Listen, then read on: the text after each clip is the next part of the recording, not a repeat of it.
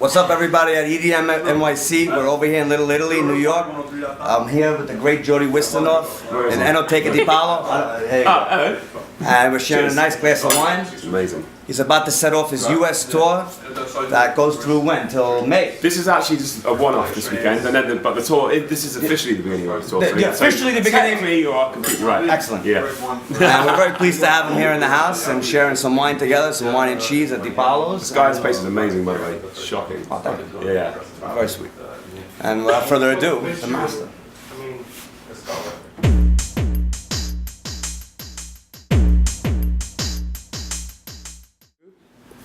You're tuned in with Christiana Voda at EDM NYC, and I'm here with Jody Wisternoff. Hello. Do you think your English roots have affected your music and your production in any way?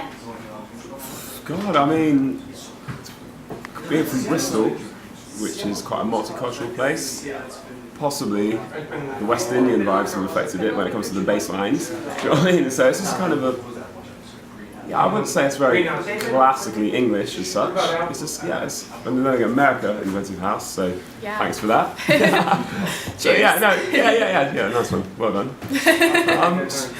But the whole UK rave thing was English, wasn't it? And that was kind of like when I was 18, so that was kind of, a very memorable era. So it's a bit of everything really. It's, plus it changes by the day. So, absolutely. You ain't where you're from, it's where you're at.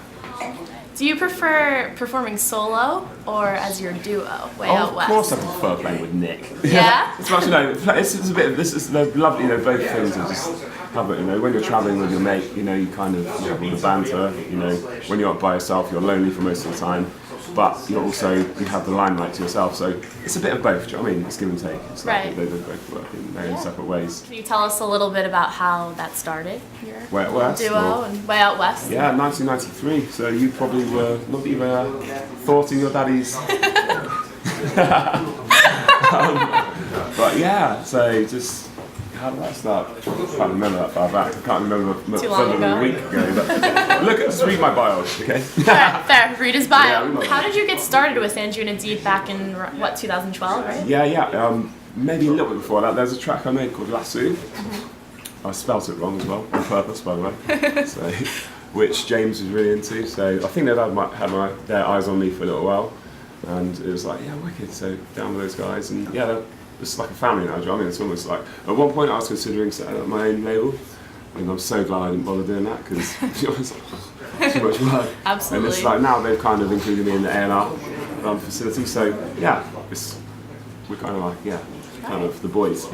Tell us a little about True Funk and Really? your brother's impact on your career. So annoyed if I talk about this. Okay, so basically True Funk, we were called True Funk Posse, actually, before we were True Funk. And I had like a name, like a tag, when you could go out and get like your initials on like a belt. Yeah. My dad found it and brought it around last week.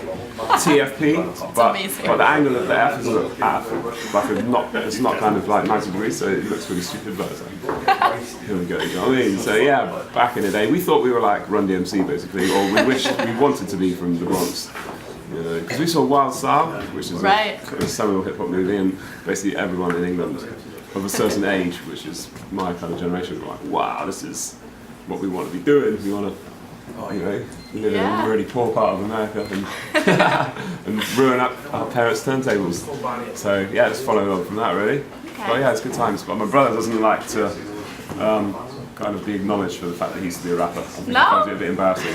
He was good though, his flow was impeccable. Like Roxanne Shante and my brother sounded the same. You think so? She was only 15 then, so she was a little girl. My bro could he could have taken her out. Believe. Yeah. So if you had to explain your sound in one word, not using a genre, what would it be? In one word. And why? Could it be a swear word? Yeah. Oh no, actually fruity. Yeah. Fruity? Yeah. Yeah, why would you say that? Because it tastes good, it smells good until it goes off. And some fruits sound, as a coconut sounds good if you shake it around. So fruity. What is your all-time favorite release and why? Of yours, personally, Maybe Starstrings, only because it kind of sounds a bit like a Michael Jackson record. Yeah. And there's quite an interesting history behind the vocals as well. He's quite a mad guy, and it kind of It was almost like my breakthrough solo record, even though it didn't do that well. Like commercially, it still opened a lot of doors Definitely. as far as being a solo artist is concerned, whilst doing the rap wrestling. So. If you could collaborate with any one artist, living or deceased, throwing a curveball, who would it be and why? James Brown was crazy. Yeah. Or the drummer that played Amen Brother would be quite sweet. Well, he died a few years ago, didn't he? And there's a whole like Kickstarter campaign to get his family paid at the moment, which is an amazing thing. So yeah, the drummer who played Amen Brother with the snare drum that was the Amen We'll have snare. to shout him out. You know what I mean? Yeah, we died like 8 years ago. Yeah. Unfortunately, which means he's dead, which is good, which means I can collaborate with him. Yeah. In our fantasy world. Yeah. For him, yeah. I Alright. remember his name. Where is your favorite place to play? New York. Yeah. Why? And what else am I going to say? You know what I mean? Because you've got like a heavy Yeah. object in your hand, you can just clunk it in the head if I. I recently played at Boatin, or Verboten, as you say. Yep. And it was wicked. It was vibes. And tonight I've heard that Santos is really, really cool as well. So I'm really looking forward to it. We're looking forward to And, it. the New York crowd seems to be showing quite a lot of support over the last few years, so it's really, really lovely to come back. So soon after January, so yeah. We love you out here. You're crazy. That's nice. Do you have any comments to leave with your fans or anything else you might want to add? Thanks. Fans, I've got a record coming out at the end of March, so on Angela Deep. The title is still in debate. It's called A Bridge at the moment, but it may change. It's just recording the vocal for it, which is, I can't talk about too much about it. So it's finished. Next week. Secret safe. Yeah, but yeah, so check it. Thank you. Love it. Cheers. Cheers to you.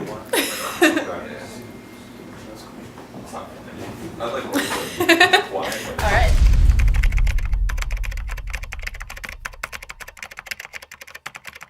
Every answer.